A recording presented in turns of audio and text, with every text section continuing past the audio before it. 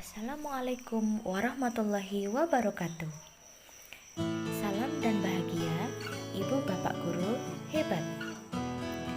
Apa kabar Bapak Ibu Guru? Semoga kita semua selalu dalam lindungan Allah Subhanahu wa Ta'ala. Pada kesempatan kali ini, saya akan menceritakan tentang sekilas pendampingan individu ke-1 yang dilaksanakan pada hari Jumat 18 November tahun 2022. Pendampingan individu pertama ini saya ditemani oleh pengajar praktik atau PP. Beliau adalah Bapak Suhari SPD MPD. Tema pendampingan pada kali ini adalah refleksi awal kompetensi guru penggerak dengan fokus pendampingan. Yang pertama, diskusi tantangan belajar daring. Yang kedua, refleksi penerapan perubahan kelas sesuai pemikiran Ki Hajar Dewantara. Yang ketiga, diskusi pembuatan kerangka portofolio. Dan yang keempat, diskusi peta posisi diri dan rencana pengembangan diri dalam kompetensi guru penggerak. Sebelum memulai pendampingan, saya beserta Pak Suhari selaku pengajar praktik melakukan diskusi awal, yaitu membahas tentang latar belakang pendidikan dan pengalaman yang telah saya lalui. Kemudian masuk pada bagian awal pendampingan. Pertanyaan pertama, apa saja proses yang sudah berjalan selama 1 bulan terakhir dan apa yang telah dilakukan sebagai capaian selama 1 bulan terakhir? Pada pertanyaan ini, saya telah melaksanakan proses pembelajaran menggunakan metode mind mapping dan melakukan refleksi terhadap pembelajaran yang saya lakukan. Yang kedua, dukungan seperti apa yang diberikan dari ekosistem sekolah? Selama 1 bulan terakhir, saya mendapatkan akses untuk masuk ruang meeting yang saya gunakan untuk Zoom karena di sana tidak ada aktivitas dari guru yang lain sehingga tidak mengganggu dan tidak terganggu. Yang kedua, saya mendapatkan akses WiFi yang lancar dari sekolah. Selanjutnya, masuk pada bagian inti pendampingan. Yang pertama, tindak lanjut hasil lokakarya orientasi. Pertanyaan pertama, setelah melakukan pembelajaran daring selama 1 bulan bersama fasilitator, bagaimana harapan dan kekhawatiran saya saat ini? Saya menjawab, harapan saya bisa memanajemen waktu dengan baik, dan kekhawatiran saya yaitu mengesampingkan waktu mengajar saya untuk membagi tugas dengan CGP. Pertanyaan kedua, apa saja kekhawatiran yang sebelumnya saya rasakan terjadi?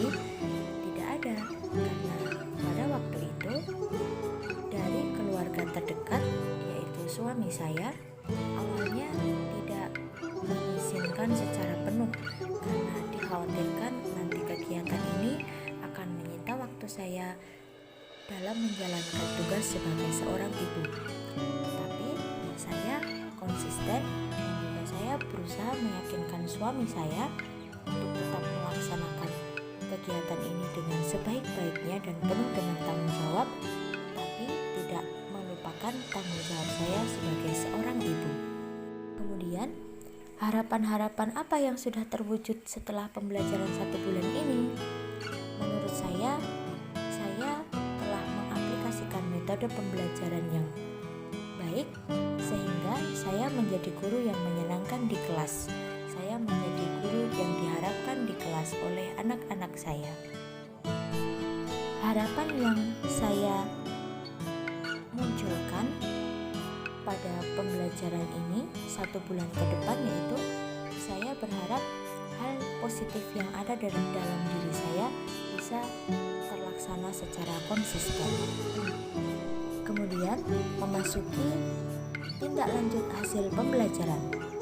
Yang pertama, berdasarkan pembelajaran mengenai filosofi pendidikan yang sudah saya pelajari, apa perubahan yang dilakukan oleh saya di ruang kelas agar selaras dengan pemikiran Ki Hajar? Saya menjawab dengan menerapkan profil pelajar Pancasila dengan konsisten sehingga kelas akan menjadi kondusif. Pertanyaan selanjutnya, bagaimana respon peserta didik atas perubahan yang saya lakukan dan bagaimana saya melihat respon tersebut? Menurut saya, respon anak-anak sudah baik, tetapi memang belum terlihat secara maksimal. Selanjutnya, perubahan konkret yang telah dilakukan dalam kelas, apakah sudah dituangkan dalam jurnal refleksi dwi mingguan? Saya menjawab, sudah. Saya selalu berusaha tepat waktu untuk menuliskan jurnal dwi mingguan supaya tidak menumpuk-numpuk dan tidak menunda-nunda hasil pekerjaan saya. Kemudian masuk kepada langkah berikutnya, yaitu pembuatan kerangka portofolio.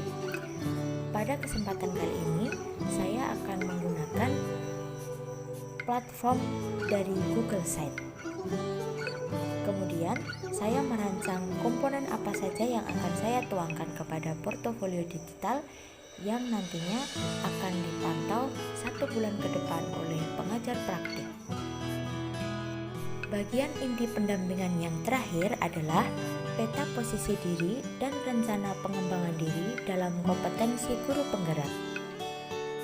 Kompetensi yang sudah baik yang ada dalam diri saya adalah kompetensi mengembangkan diri, karena mulai dari diri itu sebenarnya lebih sederhana daripada kita harus merencanakan jauh-jauh dengan mengajak orang-orang di sekeliling kita untuk menjadi seperti yang kita mau. Tetapi saya dapat mengembangkan diri saya dan memperbaiki diri saya supaya bisa selaras dengan filosofi pendidikan di acara Dewantara. Dan kompetensi yang perlu saya tingkatkan adalah kompetensi yang berhubungan dengan rekan sejawat, karena pada kesempatan selanjutnya saya harus mampu berkolaborasi sehingga saya bisa menciptakan suasana untuk bekerja sama dengan baik.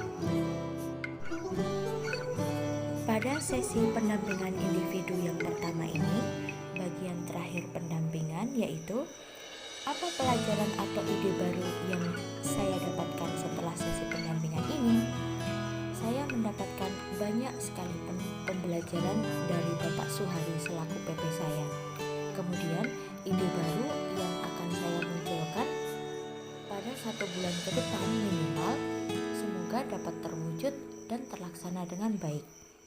Kemudian apa yang sudah baik dan perlu diperbaiki dari pendampingan pengajar praktik di pendampingan berikutnya? Menurut saya, pengajar praktik sudah baik dan semoga beliau juga tetap konsisten untuk melakukan yang terbaik sehingga dapat mengayomi kami selaku CGP Angkatan 7 tahun 2022.